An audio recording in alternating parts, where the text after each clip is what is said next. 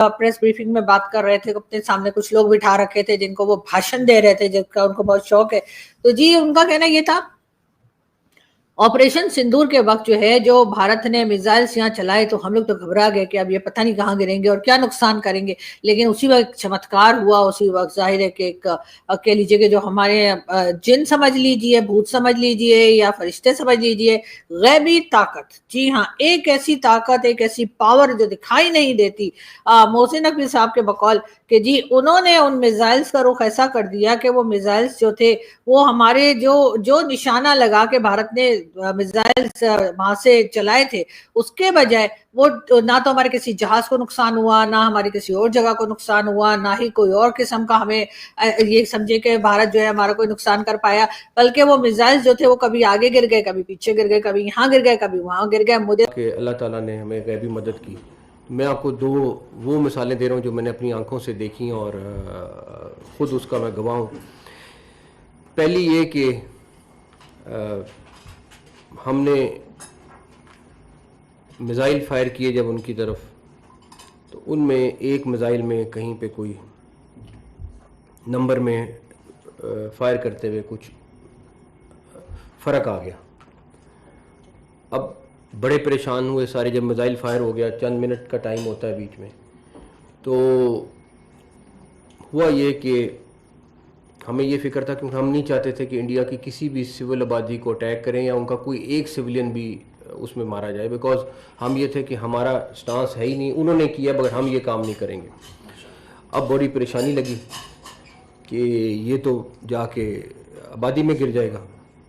अल्लाह की तरफ से क्या मदद आई, वही मिसाइल जाके उनका जो सबसे बड़ा ऑयल का डिपो था उसमें जाके लग गया और वो पूरी आबादी बच गई। और वहाँ पे आपने देखा होगा वीडियोस में, जो क्या मुझे समझ नहीं आ रही कि भारत से जो लोग मिसाइल चला रहे थे या जो लोग मिसाइल्स के एक्सपर्ट्स हैं, उन्होंने क्या देखकर मिसाइल चलाए थे, और फिर ये कि ये गैबी ताकत जिसका जिक्र मोहसिन नकवी साहब कर रहे हैं वो कौन था? क्या वो ऋतिक रोशन की मूवी जादू टाइप का कोई था कि जो नजर नहीं आ रहा था और उठा उठा के या इशारे से जो है वो मिसाइल्स को कहीं का कहीं ले गया?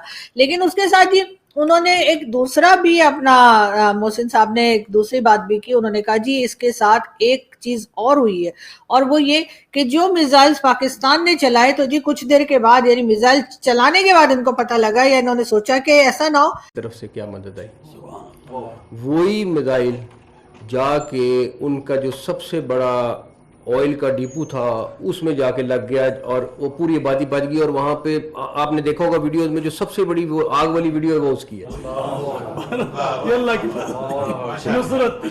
अच्छा, तो ये एक किस्सा है।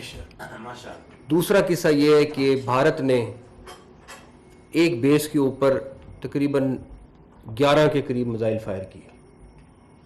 अब उस बेस पे हमारे दूर से, जैसे कि आप जानते हैं कि भाई पाकिस्तान और भारत का भी जो 3-4 दिन का युद्ध हुआ था, उसमें बहुत बड़ी खबरें निकल के आना शुरू हो गए हैं। जो पाकिस्तान के जो पीसीबी के जो अध्यक्ष हैं, इनके जो मोहसिन नकवी हैं भाई, उन्होंने बहुत बड़ा बयान दिया। उनका कहना है कि भाई जब जिस टाइम भारत अटैक कर रहा था, कोई मिसाइल उधर से आ रही थी, कोई मिसाइल उधर से आ रही थी, तो उनका कहना है वो बहुत बुरी तरह डर गए थे।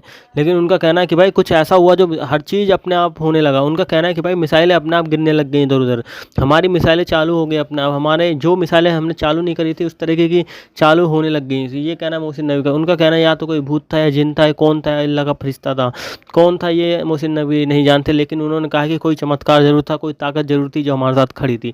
ये ना पाकिस्तान की के नकवी का। दोस्तों ऐसी ऐसी बातें करते हैं, क्या ही बताए। साइंस भी अपने पैर पकड़ ले कि भाई कोई तुम्हें ऐसी हरकतों में बस युद्ध में ही आएगा, कोई तुम्हें वैसे परेशान नहीं करेगा, लेकिन युद्ध बचाने तुम्हें वो भूत आ जाएगा, तो वैसे वो आ जाएगा। इस तरीके की दोस्तों बातें इन्होंने की है। तो दोस्तों आगे देखते हैं पाकिस्तानी मीडिया का वीडियो में रिएक्शन क्या रहा है। 11 के करीब मिसाइल फायर किए। अब उस बेस पे हमारे जहाज़ भी थे, बाकी लोग भी थे, सारे थे, 9 थे या 11 इस तरह का नंबर था। अब हम बड़े परेशान कि ये गिरेंगे तो बहुत नुकसान हो जाएगा। आप यकीन करें, एक भी मिसाइल किसी जहाज़ को या किसी को नुकसान, कोई बेस के आगे गिरा, कोई बेस के पीछे गिरा, कोई बेस के साइड। ये वो दो मिसालें हैं जो गैबी मदद को बिल्कुल साबित करती हैं कि, और हम जब वो आ रहे थे और हमें पता था कि ये इस बेस के ऊपर जा रहे हैं, तो हमें ये था कि ये अब बहुत नुकसान होने वाला है। लेकिन जब वो गिरे और सबसे पहले जब फ़ोन किया इतला कि उन्होंने कहा जी कोई मिसाइल भी अंदर नहीं गया। ये मदद है। तो आप जो कह रहे थे, मैंने इसलिए आपको ये मिसाल दी कि ये हकीकत में मदद हमने आंखों से देखी और बिल्कुल इसमें कोई बात नहीं कि आर्मी चीफ उस वक्त बिल्कुल सॉलिड खड़े हुए थे, कोई उनको परेशानी नहीं थी और बिल्कुल क्लैरिटी के साथ थे कि इन्होंने हमारे पे हमला किया तो ये उससे 4 गुना ज़्यादा भुगतेंगे और उन्होंने भुगता था। खैर, मोहसिन नकवी साहब की इस बात पे अब समझ नहीं आ रही लोगों को कि लोग हंसे या रोए, तो इसलिए ये फैसला मैं आप लोगों के ऊपर छोड़ती हूँ कि आप लोगों को अगर हंसना है तो हंस लीजिए, अगर रोना चाह रहे हैं तो आप रो सकते हैं और टिश्यू पेपर जरूर साथ रखिएगा। खैर, उसके बाद ये हम बात करेंगे अगर एक और पाकिस्तान की न्यूज, ये जो आपको मैडम नजर आ रही है, जी हाँ, इनका नाम है ईमान दुरानी। ये कैप्टन ईमान दुरानी है, इन्होंने जी इनकी एक वीडियो बड़ी वायरल हो रही है सोशल मीडिया के ऊपर, और जिसमें ये किसी कॉलेज या यूनिवर्सिटी के स्टूडेंट्स के साथ बात कर रही हैं और इनका कहना ये है कि जी फौज जो भी करती है, जो फैसला भी करती है वो पब्लिक इंटरेस्ट में करती है, यानी कि ये साफ साफ बता रही हैं कि जी जो फौज है हमारी, यानी पाकिस्तान की जो आर्मी है या पाकिस्तान की एस्टेब्लिशमेंट है वो इंटरफेयर करती है सिविलियन गवर्नमेंट में। अब एक तरफ तो ये तो लोगों को पहले ही पता था कि जी सिविलियन गवर्नमेंट के अंदर आप लोग इंटरफेयर करते हैं, लेकिन अच्छी बात यह कि इन्होंने अपने मुंह से कह दिया। साथ ही इनका कहना यह कि जी हम पब्लिक इंटरेस्ट में करते हैं। तो क्या आप मुझे बता सकेंगी कि पब्लिक इंटरेस्ट क्या है, और दूसरा ये कि आप लोग होते कौन है पब्लिक को ये बताने के लिए कि पब्लिक इंटरेस्ट क्या होना चाहिए और क्या है। ये सिविलियन गवर्नमेंट जो बैठी हुई है वो किस लिए बैठी हुई है? जो आपने डॉक्टर मारंग बलोच को अरेस्ट कर रखा है, जो डॉक्टर मारंग बलोच को आप लोग जेल से छोड़ दी रहे हैं और जो बलूचिस्तान का हाल कर रखा है, क्या वो भी पब्लिक इंटरेस्ट में ही कर रखा है? क्या आप लोगों को कोई एहसास है कि आप क्या कर रहे हैं और आपने मुल्क को किस जगह पहुंचा दिया है? डॉक्टर मारंग बलोच बहुत टाइम से आप सभी लोग जानते हैं कि इनको बलूचिस्तान में अरेस्ट कर रखा है और उनको छोड़ा नहीं जा रहा है। तो क्या ये भी पब्लिक इंटरेस्ट की बात हो रही है कि आप बलूचिस्तान में ऑपरेशंस पे ऑपरेशंस कर रहे हैं और वो नाकाम ऑपरेशन में, नाकाम ऑपरेशन इसलिए कह रही हूँ कि अगर वो ऑपरेशन कामयाब होते तो अभी तक जो है वो रुक चुके होते, लेकिन जाहिर है कि वो नाकाम ऑपरेशंस जो चल रहे हैं उसकी वजह से बलूचिस्तान के लोग जो प्रोटेस्ट कर रहे हैं उनको सुना नहीं जा रहा, उनको अरेस्ट किया जा रहा है, मिसिंग पर्सन्स का इशू है, बार बार उनको पकड़ के बंद कर दिया जाता है तो या उनको गायब कर दिया जाता है, उसके बाद उनका कुछ पता नहीं लगता। उनमें से मेजॉरिटी लोग तो सारी जिंदगी उनके घर वाले इंतजार ही करते रह जाते हैं कि वो कब वापस आएंगे। क्या ये कोई पब्लिक इंटरेस्ट में हो रहा है? जो कुछ केपीके में हो रहा है, केपीके में जिस तरह से टीटीपी के अटैक चल रहे हैं और साउथ वजीरिस्तान में लोगों से घर खाली करवाए जा रहे हैं, उनको डराया धमकाया जा रहा है कि जी आप अपने घर खाली करके यहाँ से चले जाएं, इसलिए कि यहाँ पर भाई लोगों ने रहना है, भाई लोगों ने काम करना है।